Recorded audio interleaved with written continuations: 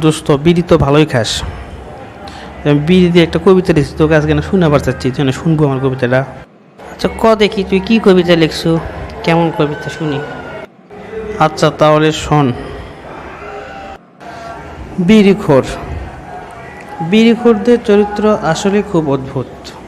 খুশি হলে বিড়ি ধরাই, কষ্ট পেলেও বিড়ি ধরাই, কিছু হলে বিড়ি ধরাই, কিছু না হলেও বিড়ি ধরাই, কাজের চাপে থাকলে বিড়ি ধরাই, কাজের চাপে না থাকলেও বিড়িই ধরাই। তারা কারণে বিড়ি ধরাই, অকারণে বিড়ি ধরাই।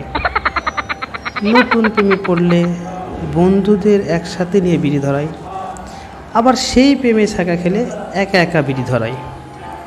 তারা জানে না কেন তারা বিড়ি ধরায়, এটা ভাবতে গিয়েও তারা আরেকটা বিড়ি ধরায়।